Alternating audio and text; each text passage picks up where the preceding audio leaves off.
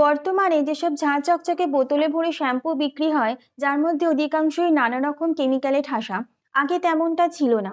পুরাতনকালে পরিষ্কার পরিচ্ছন্নতার ক্ষেত্রে ভেষজ উপাদান ব্যবহৃত হতো। শ্যাম্পুর ক্ষেত্রেও তেমনটাই ছিল।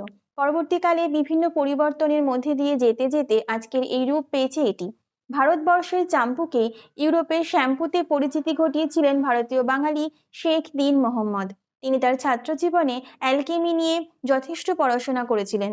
নিজস্ব পদ্ধতিতে তৈরি করেছিলেন বিভিন্ন ক্ষার ও সাবান।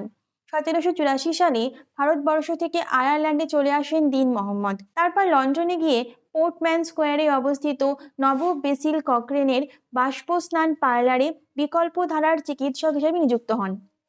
সেখানে তিনি প্রচলন করেন নিজ আবিষ্কৃত স্নানের পদ্ধতি, যার নাম দেন চ্যাম্পুই, যেটি পরবর্তীতে বদলে দাঁড়ায় শ্যাম্পুইং। এটি থেকেই ইংরেজিতে উদ্ভব ঘটে শ্যাম্পু শব্দের।